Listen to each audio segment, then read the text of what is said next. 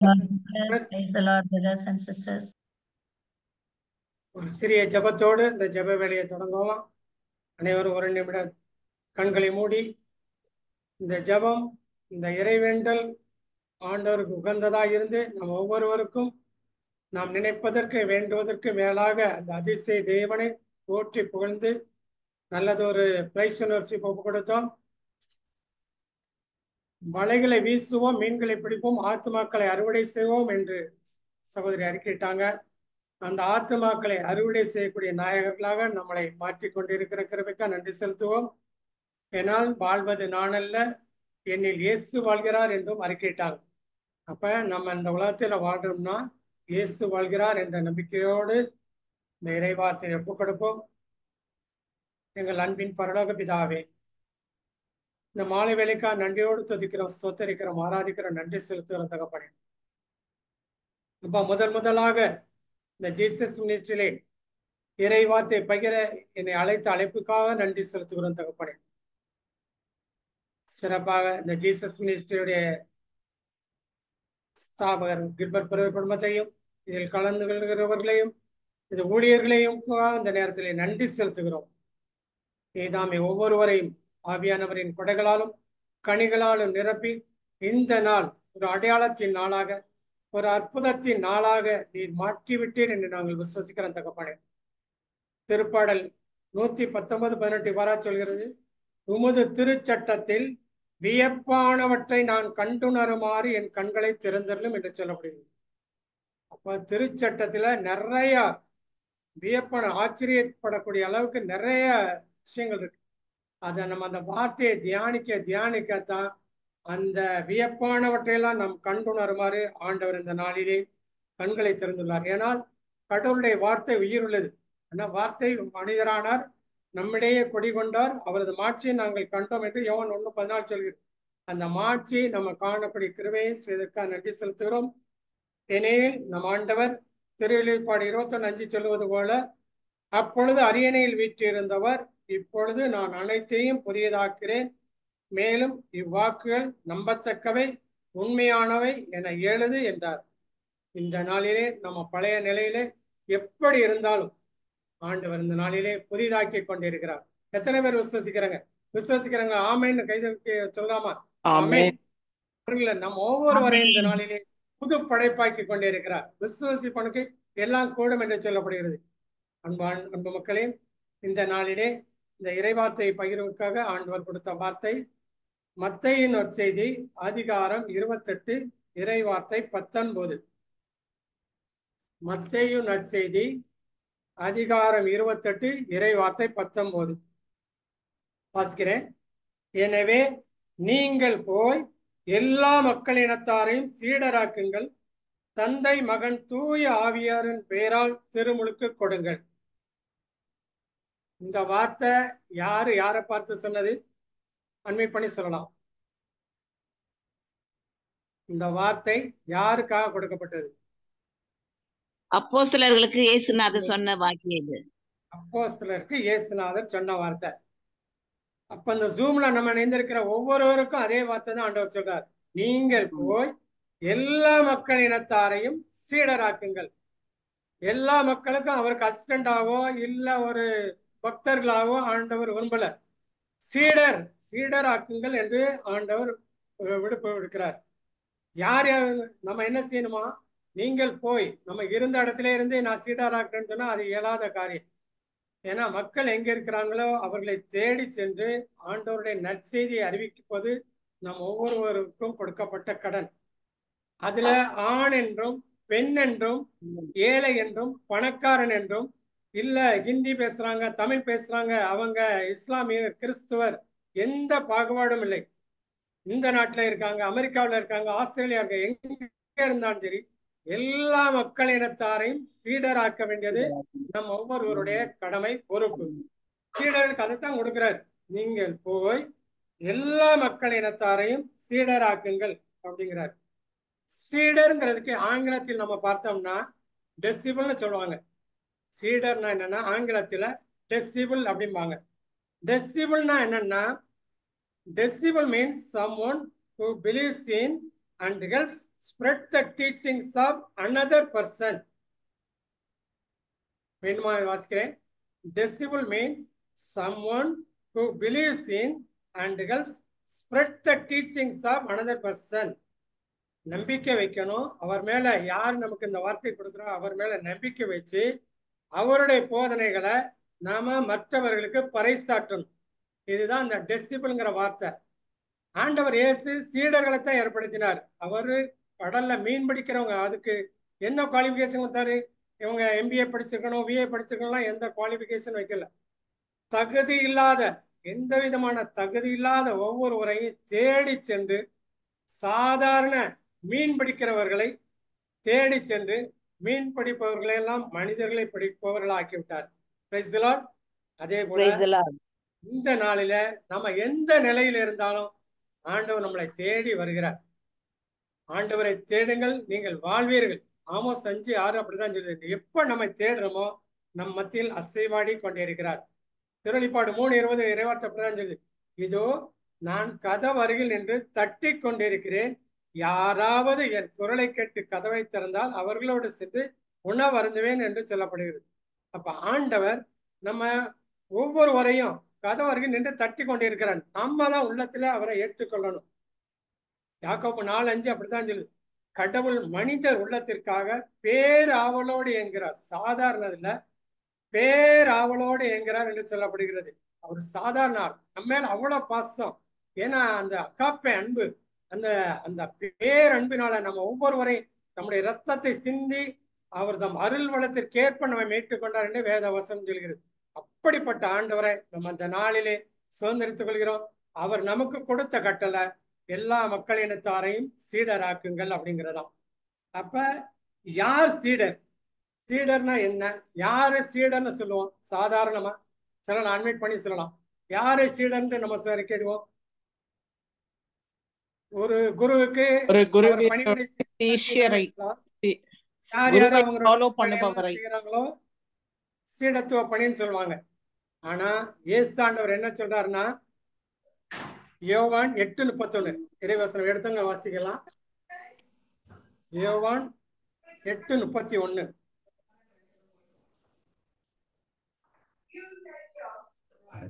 இயேசு தம்மை நம்பிய யூதர்களை நோக்கி, என் வார்த்தைகளை நீங்கள் தொடர்ந்து கடைபிடித்து வந்தால் உண்மையில் என் சீடர்களாய் இருப்பீர்கள்.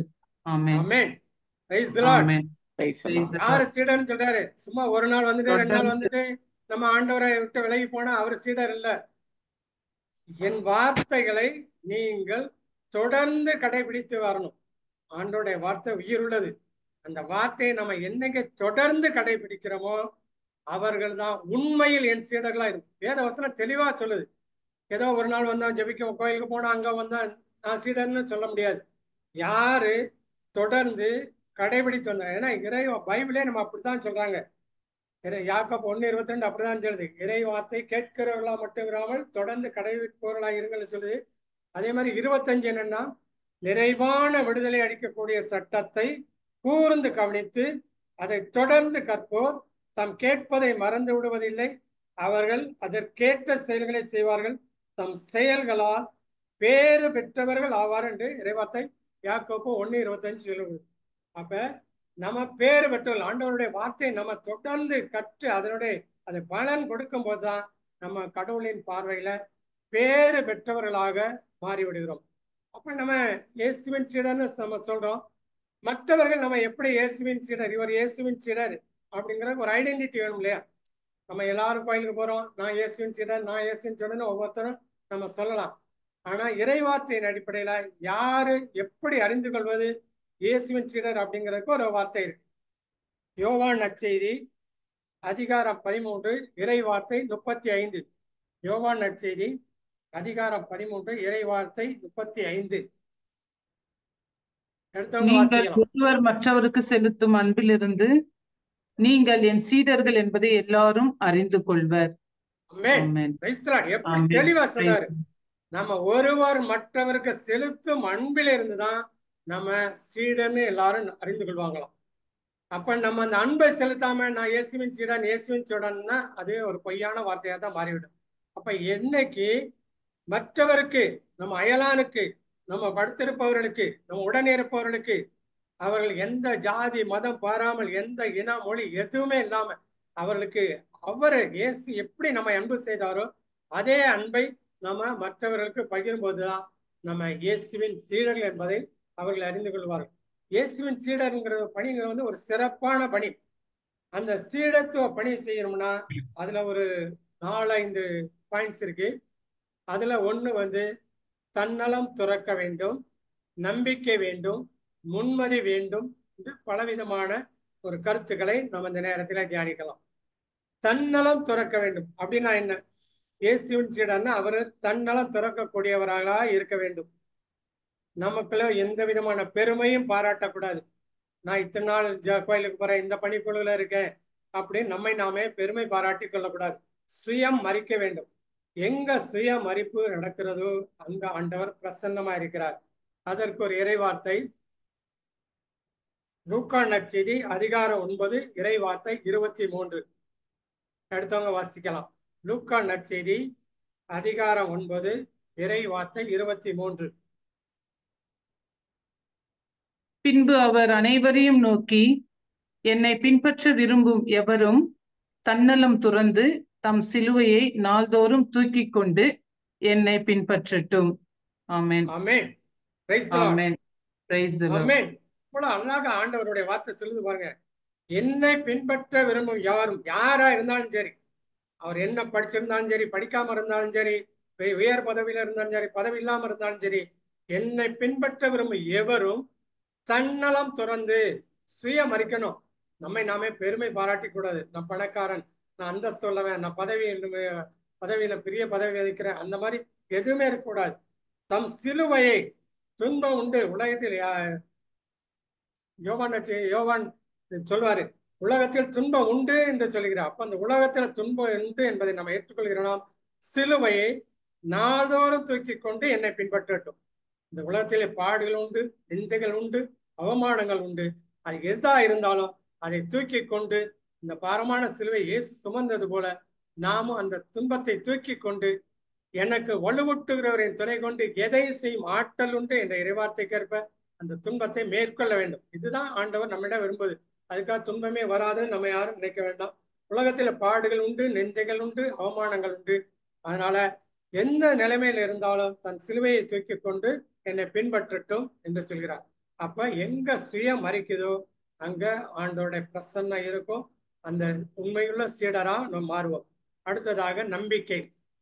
நம்பிக்கைன்னா என்ன? எல்லாருக்குமே தெரியும். நம்ம அடிக்கடி இறைவார்த்தை கேட்டிருக்கோம். நம்பிக்கை என்பது எதிர்நோக்கி இருப்பவை கிடைக்கும் என்னும் மன உறுதி, கண்ணுக்கு புலப்படாதவை பற்றிய ஐயமற்ற நிலை. அப்ப நமக்கு கண்ணுக்கு புலப்படாத ஒரு ஐயமற்ற நிலையின் மேல நம்பிக்கை வைக்கிறதா, ஒரு எதிர்நோக்கு இருப்பதான் நம்பிக்கை. அப்ப நம்ம இயேசுவின் சீடன்னா அந்த ஆண்டவர் மேல், இயேசு ஆண்டவர் மேல ஒரு தளராத நம்பிக்கை இருக்கணும். ஏதோ இன்னைக்கு நம்புறோம் நாளைக்கு நம்பலாம் அப்படிலாம் இருக்கக்கூடாது. தொடர்ந்து நம்பிக்கை வைக்கணும். அதுக்கு ஒரு சில எடுத்துக்காட்டு சொல்றேன். மத்தேயு நற்செய்தி அதிகாரம் 8 இறைவார்த்தை 24 வாசிக்கிறேன். திடீரென்று கடலில் பெரும் கொந்தளிப்பு ஏற்பட்டது. படகுக்கு மேல் அலைகள் எழுந்தன. ஆனால் இயேசு தூங்கிக் கொண்டிருந்தார். சீடர்கள் அவரிடம், ஆண்டவரை காப்பாற்றும், சாக போகிறோம் என்று சொல்லி அவரை எழுப்பினார்கள். இயேசு அவர்களை நோக்கி, நம்பிக்கை கொண்டவர்களை ஏன் அஞ்சுகிறீர்கள் என்று கேட்டு எழுந்து காற்றையும் கடலையும் கடைந்து கொண்டார். உடனே அமைதி உண்டாயிற்று. ஆமென். நம்பிக்கை கொண்டவர்களே அப்படின்னு சீடர்களை பார்த்து சொல்றாரு. நம்பிக்கை கொண்டவர்களா என்ன தெரிஞ்சவங்க சொல்லலாம். நம்ம நம்பிக்கை கொண்டு இருக்கமா? நம்பிக்கையில மிகுதியாக இருக்கமா? விசுவாசம் இல்லாத நம்பிக்கை. விசுவாச குறைவு, விசுவாசம் இல்லாமல் இருக்கிற விசுவாசம். இதுக்கு ஆங்கிலத்தில் பாத்தீங்கன்னா லிட்டில் ஃபெய்த்னு போட்டிருக்கு. அதாவது நம்பிக்கை கொண்டவங்க நம்பிக்கை இல்லாமல் இல்லை, குறைவு. நம்ம ஒவ்வொரு நாளும் அந்த குறைவை நிறைவாக்கி கொண்டிருக்கோம். எப்படி? யோவான் 1:16 சொல்ல அப்படிதான் சொல்லுது. அவரது நிறைவிலிருந்து நாம் யாவரும் நிறைவாக அருள் பெற்றுள்ளோம். அந்த நிறைவானவர் வரும் பொழுது குறைவானது மறைந்து போகும். ஆமென். எத்தனை பேர் இதை நம்புறீங்க? அவர் நிறைவானவர் நம் மத்தியில் அசைவாடி கொண்டிருக்கிற. இப்பொழுது இந்த ஜூம்ல இணைந்திருக்கிற கிட்டத்தட்ட 32 பேர் இருந்தாலும் ஒவ்வொரு பக்கத்துல நான் உன்னோடு இருக்கிறேன், நஞ்சாதே கலங்காதே அப்படின்னு ஒவ்வொரு நாளும் நம்ம திடப்படுத்தி கொண்டிருக்கிறார். அவருடைய பிரசன்னா நம்மளோடு இருந்து நம்ம வேண்டுவதற்கு நினைப்பதற்கு மேலாக அதிசயம் செய்யக்கூடிய ஆண்டவர் நம்மத்தில் அசைவாடி கொண்டிருக்கிறார். நான் உன்னை விட்டு விலக மாட்டேன், உன்னை கைவிட மாட்டேன், என்னை கடவுள் குறிக்கிற 13:5 சொல்வது போல நம்மத்தில், அப்ப எபிரேயர் 13 சொல்லுவது நம்மத்தில் அவர் அசைவாடி கொண்டிருக்கிறார். ஆமென்.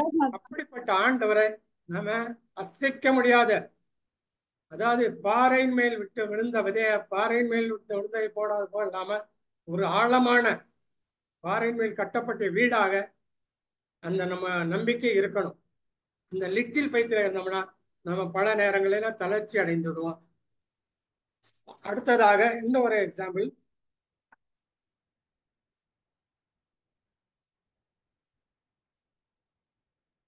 மத்தேயு நற்செய்தி அதிகாரம் 10 இறைவார்த்தை 16.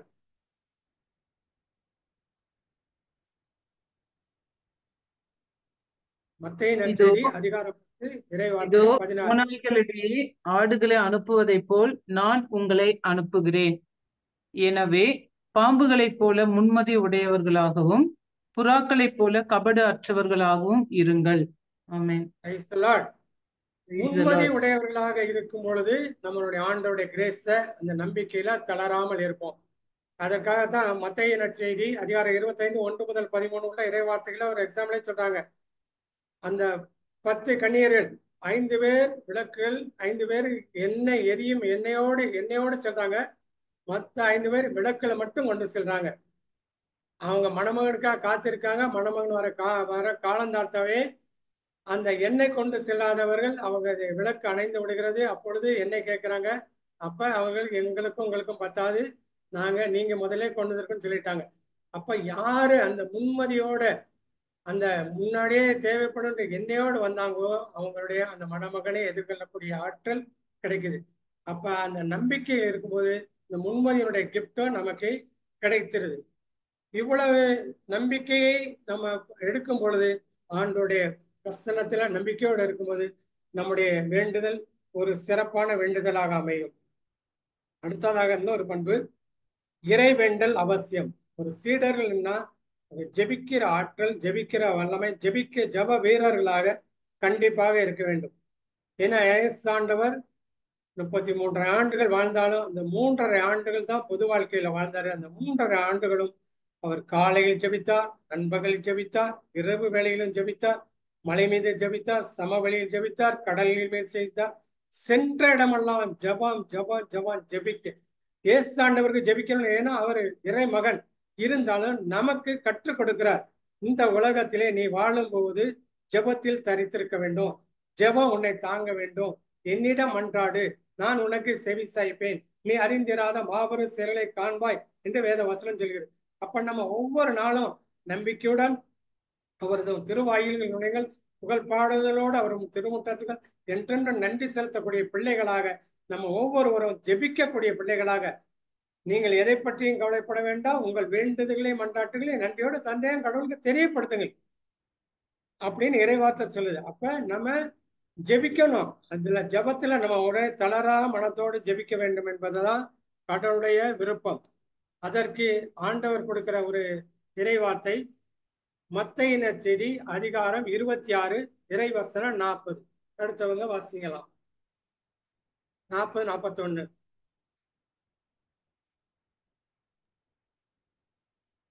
மத்தேயு நற்செய்தி அதிகாரம் 26 இறைவசனம் 40 41. பின்பு அவர் சீடர்களிடம் வந்து அவர்கள் உறங்கிக் கொண்டிருப்பதைக் கண்டு பேதுருவிடம், 1 மணி நேரம் கூட என்னோடு விழித்திருக்க உங்களுக்கு வலுவில்லையா? உங்கள் மனம் ஆர்வமுடையதுதான், ஆனால் உடல் வலுவற்றது. எனவே சோதனைக்கு உட்படாதிருக்க விழித்திருந்து இறைவனிடம் வேண்டுங்கள் என்றார். ஆமென். ஆமென். Praise the Lord. ஆமென். Praise the Lord. ஆண்டவர் பாடுகளை பட்டு சிலுவையில் மரிக்க அந்த தோட்டத்துல இருக்கிறாரு. அவர் ஜெபிக்க போயிட்டு திரும்பி வந்து பாக்குறாரு. எல்லாரும் ஏற்கனவே சொல்லியிருக்கிறாரு, நீங்க எல்லாம் ஜெபிச்சுக்கிட்டு இருங்க அப்படிங்கிறாரு. ஆனா சீடர்கள் என்ன செய்றாங்க? நல்லா தூங்கிட்டு இருக்காங்க. உறங்கி கொண்டு இருப்பதை கண்டு பேதுருவோட 1 மணி நேரம் கூட என்னோடு விழித்திருக்க உங்களுக்கு வலுவில்லையாங்கிறார். அப்போ 1 மணி நேரம் கூட விழித்திருக்க நமக்கு வலுவில்லையான்னா அந்த சீடர்கள் எல்லாம் நல்ல வலுவானவர்கள் தான். சரீரத்துல யாரும் சோர்வடைந்தவர்களே கிடையாது. காலையில இந்த வார்த்தையை தியானிக்கும் போது ஆண்டவர் கொடுத்த ஒரு கிஃப்ட் என்னன்னா, அடுத்த வசனம் பார்த்தீங்கன்னா, உங்கள் மனம் ஆர்வம் அடையதுதான், ஆனால் உடல் வலுவற்றது. எனவே சோதனைக்கு உட்படாதிருக்க விழித்திருந்து இறைவனிட வேண்டுங்கள்னு போட்டிருக்கு. அப்ப உடல் வலுவற்றதுன்னா அந்த சீடர்கள் எல்லாம் உடல் வலுவில்லாம இருந்தாங்க? கிடையவே கிடையாது. அவங்க எல்லாம் நல்ல திடகாத்திரர்கள். நல்லா 25 வயசுக்குள்ள 30 வயசுக்குள்ளவங்க தான் நல்ல வலுவானவங்க. கடல் தொழில் செய்யறவங்க பார்த்துருப்போம்.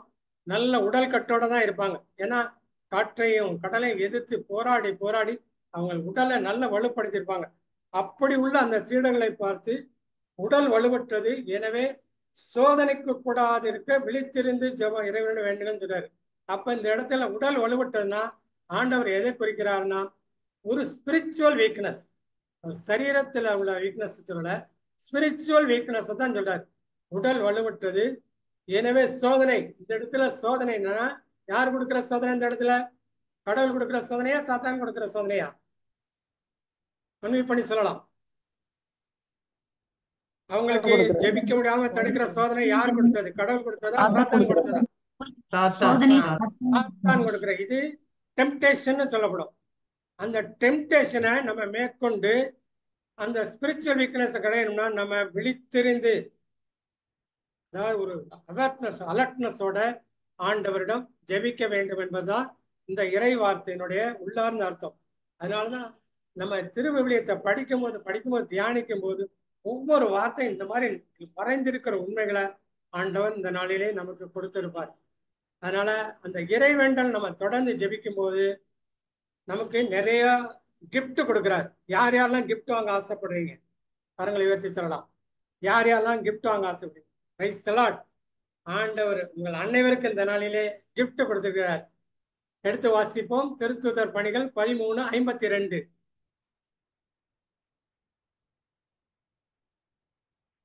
அடுத்தவங்க வாசிக்கலாம். திருத்தூதர் பணிகள் 13:52. சீடர்களோ தூய ஆவியால் ஆட்கொள்ளப்பட்டு மகிழ்ச்சியில் திளைத்திருந்தார்கள். ஆமென். ஆமென். ஆமென். Praise the Lord. எவ்வளவு அற்புதமா வசனம் சொல்லுது. சீடர்கள் என்ன சொல்றாங்களா? தூய ஆவியால் ஆட்கொள்ளப்பட்டு, அவர்கள் மேல ஆவியானவரை பிரசன்னம் இறங்கி, அவங்க ஆவியானவர் வரும்போது நம்ம எப்படி ஆயிரமா மகிழ்ச்சியில் திளைத்திருந்தார்கள். அப்ப நம்ம கவலையோடு கண்ணீரோடு இருக்கிறோம்னா அந்த ஆவியானவர் பிரசன்னத்தை உணர முடியாம இருக்கிறோம். அப்ப எப்ப அந்த ஆவியானவர் பிரசனை நம்மை ஆட்கொள்ளுதோ, ஆட்கொள்ளணும். ஆவியானவர் நல்ல வேத வசனம் தெளிவா சொல்லுது. சீடர்களோ தூய ஆவியால் ஆட்கொள்ளப்பட்டு மகிழ்ச்சியில் திளைத்திருந்தார்கள் சொல்லப்படுது. அப்ப எப்ப ஆவியானவரை நம்ம ஆட்கொள்ளப்படுகிறோமோ அப்பொழுது மகிழ்ச்சி. ஆண்டவரோடு இணைந்து மகிழுங்கள், மீண்டும் கூறுகிறேன் மகிழுங்கள். இப்ப 4 நாள் அத வசனம் தான் சொல்லுது. அப்ப நம்ம ஆண்டோட பிரசன்னத்துல அந்த அமரும் போது, ஆவியானவர் பிரசன்னம் நம்மை ஆட்கொள்ளும் போது நமக்கு மகிழ்ச்சி கிடைக்கும். அந்த ஹோலி ஸ்பிரிட்டோட கிஃப்ட் முதல் ஆண்டவர் இந்த நாளிலே கொடுத்துருக்காரு. எத்தனை பேர் இந்த கிஃப்டை பெற்றுக்கொண்டீங்க? பெற்றுக்கொண்டவங்க கரங்களை உயர்த்தி ஆண்டவருக்கு நன்றி சொல்லுமா? ஹல்லேலூயா, பிரைஸ் தி லார்ட். இத்தனை பேருக்கு ஆண்டவர் இன்னைக்கு கிஃப்டை கொடுத்திருக்காரு. அந்த ஹோலி ஸ்பிரிட் இறங்கியாச்சுன்னா நீங்க எதை பத்தியும் கவலைப்பட வேண்டிய. இந்த ஜூம்ல நிறைய பேர் கவலையோடும் கண்ணீரோடும், என் கடன் பிரச்சனை தீராதா, எனக்கு நோய்கள் தீராதா என்ற பலர் கவலையோடு கண்ணீரோடு இருக்கிறாங்க. ஆனா அவர்கள் அனைவருக்கும் ஆண்டவர் கொடுக்கிற இன்னைக்கு பிராமிஸ், தூய ஆவியால் ஆட்கொள்ளப்பட்டு மகிழ்ச்சியால் திளைத்திருங்கள். ஆவியானவர் ஆற்றல் இறங்கும்போது மகிழ்ச்சியால் திளைத்திருக்கும். அடுத்த கிஃப்ட் அன்னை மரியாதை நம்ம ஆண்டவர் இயேசு நமக்காக கொடுத்திருக்கார். எடுத்து வாசிப்போமா? யோவான் நற்செய்தி அதிகாரம் 19 இறை வார்த்தை 26, 27. எடுத்தவங்க வாசிக்கலாம்.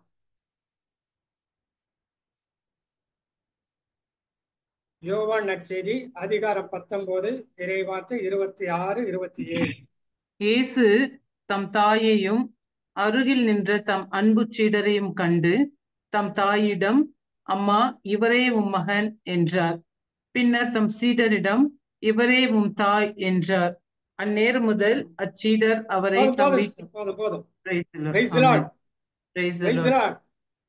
ஆண்டவர் தனது தாயாரை நமக்கு தாயாக கொடுத்திருக்கிறார். எவ்வளவு பெரிய கிஃப்ட் பாத்தீங்களா? அந்த அன்னை மரியாளுடைய கிஃப்ட உணர்ந்தவங்க, அதுல திளைத்திருந்தவங்க, எதுக்காக டெய்லி தினந்தோறும் நம்ம ஜெபமாலை கொடுக்கிறோம்? அந்த அன்னை மரியாளுடைய வல்லமை மிக்க பரிந்துரை. அவங்க அன்னை மரியாள் எங்க குறைவு ஏற்படுகிறதோ அந்த இடத்தை தேடி சென்று குறைவை நிறைவாக்க ஆண்டவர் இயேசுவிடம் பரிந்து பேசக்கூடிய ஆற்றல் அன்னை மரியாளுக்கு கொடுத்திருக்கு. அந்த காணா ஒரு திருமணத்திலே இந்த திராட்சை ரசம் குறைவு ஏற்படுகிறது. இப்ப யாருமே அங்க பந்தி பரிமாறவங்க போய் குறைவாயிடுச்சுன்னு சொல்லவே இல்லை. அன்னை மரியாளை தானாக முன் வந்து அந்த சீடர்கள் அந்த பணியாளர்களிடம் போய் இந்த கற்சாடிகள் தண்ணீர் நிரப்புகள், அவர் சொன்னதை செய்யுங்கள் அப்படின்னு தான் சொல்றாங்க. அப்ப அந்த குறைவெல்லாம் நிறைவாக்கக்கூடிய ஆற்றலை பரிந்துரைக்கக்கூடிய வல்லமை அன்னை மரியாளுக்கு. அந்த அன்னை மரியாதை நமக்கு தாயாக என்னாலும் நம்மோடு நமக்காக பரிந்துரை செய்யக்கூடிய வல்லமை மிக்க பரிந்துரையாளராக அன்னை மரியாள் இணை மீட்பர் என்று சொல்லப்படுகிறது. இயேசு மீட்பர்னா அன்னை மரியாள் இணை மீட்பர் என்று சொல்லப்படுகிறது. அப்ப அந்த இணை மீட்பரை நமக்கு தாயாக ஒவ்வொருத்தருக்கும் இந்த ஜூம்ல இணைந்திருக்கிறவங்க 31 பேருக்கும் இந்த நாளிலே நமக்கு ஒரு தாய் உண்டு. அந்த தாயினுடைய பரிந்துரை நமக்கு என்னால் உண்டு என்பதை இந்த நாளிலே தியானிப்போம்.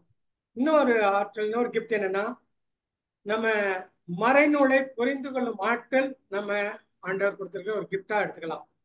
மத்தேயு 24:45 எடுத்து வாசிப்போம். மத்தேயு 24:45.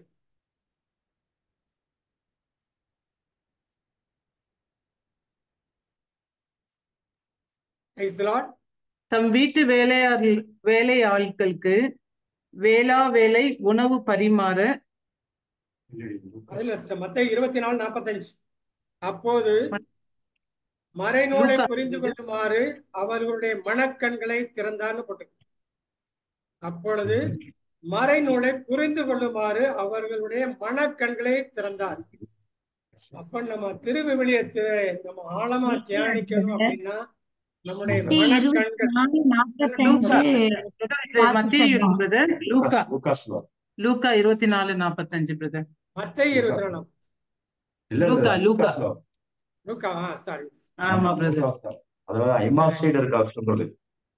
மறைநூலை புரிந்து கொள்ளுமாறு அவர்களுடைய மனக்கண்களை திறந்தார். மறைநூலை புரிந்து கொள்ளக்கூடிய ஆற்றல் இந்த நாளிலே நமக்கு ஒரு கிஃப்டா கொடுத்திருக்கிறார்.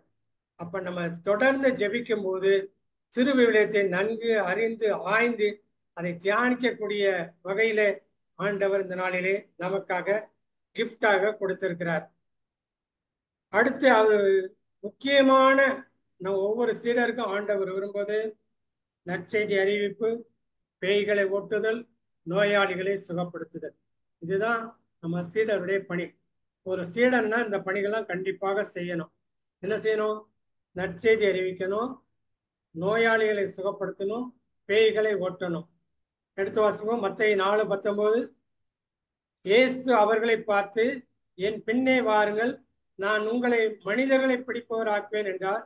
உடனே அவர்கள் வலைகளை விட்டுவிட்டு அவரை பின்பற்றினார்கள். மனிதர்களை பிடிக்கக்கூடிய ஆற்றல் இந்த நாளிலே கொடுத்துருக்க. நம்ம சிஸ்டர் நல்லா பாடினாங்க.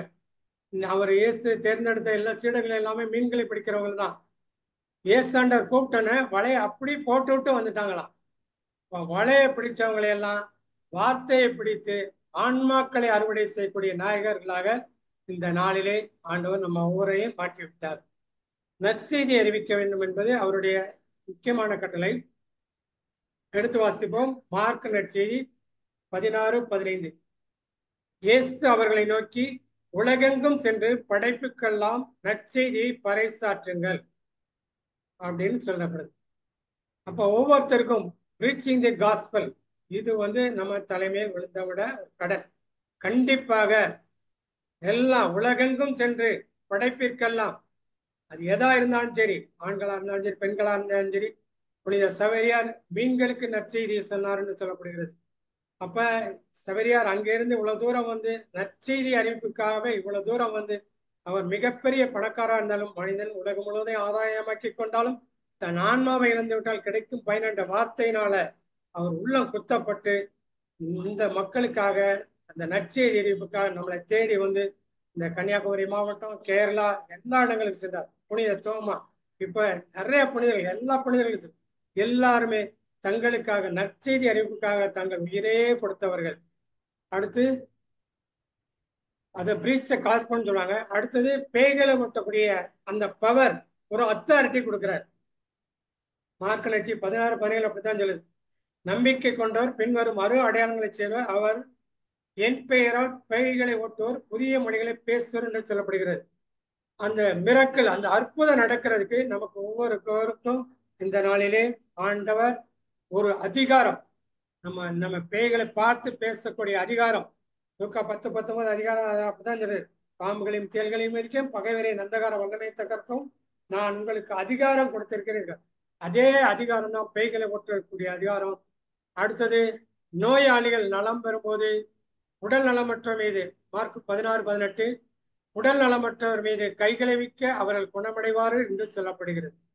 அப்ப உடல் நலமற்றவர்கள் மீது, ஏன்னா இயேசு ஆண்டவர் பேதுரு மாமியார் காய்ச்சலா இருக்கும்போது அந்த மாதமையார் மேல கைகளை வைத்த உடனே காய்ச்சல் காணாம போயிட்டு. ஆமென். அதே மாதிரி ஒவ்வொருத்தருக்கும் பேதுருவின் நிழற்பட்டாலே நோயாளிகள் சுகப்பட்டார் என்று வேதவசனம் சொல்கிறது. அந்த அளவுக்கு ஆண்டவர் இயேசு சீடர்களுக்கு அந்த கிஃப்டை கொடுத்திருக்காரு. நோயாளிகளை சுகமாக்கக்கூடிய அந்த வல்லமை, அந்த ஆற்றல் இந்த நாளிலே கொடுத்திருக்கிறார். அந்த கிஃப்டை உணர்ந்தவர்களாக நாம் தொடர்ந்து பயணிப்போம். மத்தேயு நற்செய்தி 28:20 சொல்வது போல, நான் உங்களுக்கு கட்டளையிட்ட யாவையும் அவர்களும் கடைபிடிக்குமாறு கற்பியுங்கள். இதோ உலக முடிவரை என்னாலும் நான் உங்களோடு இருக்கிறேன் என்று சொல்லப்படுகிறது. நாம சீடத்துவ பணி செய்யும் பொழுது, ஐயோ ஆண்டவர் நம்மிடையே இல்லைன்னு கவலைப்பட வேண்டாம். உலக முடிவரை என்னாலும் நான் உங்களோடு இருக்கிறேன் என்று ஆண்டவருடைய வாக்குத்தத்தம் இந்த நாளிலே சொல்லப்படுகிறது. அப்ப இந்த அரை மணி நேரமாக ஆண்டவருடைய வார்த்தைகள் நம்ம தியானிச்சோம். இதுல ஒவ்வொருத்தருக்கும் ஒவ்வொரு இறை வார்த்தை, அது ரேமா வேர்டாக வந்திருக்குன்னு நம்புறேன். ஒவ்வொருத்தருக்கும் அவங்களுக்கு கிடைச்ச ரேமா வேர்டை தொடர்ந்து நீங்க தியானிக்க அந்த மறைநூலை புரிந்து கொள்ளக்கூடிய ஆற்றல் நமக்கு கிடைச்சிருக்கும். அதனால நாம மத்தேயு நற்செய்தி 25:23 சொல்வது போல, நன்று நம்பிக்கைக்குரிய நல்ல பணியாளரே, சிறிய பொறுப்புகளில் நம்பிக்கைக்குரியவராயிருந்தேன், எனவே பெரிய பொறுப்புகளை உண்மை அமர்த்துவேன், உன் தலைவனாய் என் மகிழ்ச்சியில் நீ வந்து பங்கு கொள்ளும் என்றார். அப்ப நம்ம ஆண்டவருடைய பிள்ளை, ஆண்டவருடைய சீடராக இருக்கும்போது அவருடைய மகிழ்ச்சியில் நாம் பங்கு கொள்வோம் என்ற சிந்தனையோடு வாய்ப்பு கொடுத்த இந்த நேரத்துக்காக அவருடைய நன்றி செலுத்துவோம். சிறப்பாக இந்த நாளிலே அவருடைய பிரசன்னத்தினால் உமது வார்த்தைகள் வெளிச்சத்திலே உமது வார்த்தை எங்கள் காலடிக்கு விளக்கே என்ற வசனத்தின் பிரகாரம் அவர் வார்த்தையால் நிரப்பின கிருபைக்காக இந்த நேரத்தில் நன்றி செலுத்தி கொடுக்கிறோம். ஜெபங்களும் ஜீவனுள்ள நல்ல பிதாவே. ஆமென். ஆமென். Praise the Lord.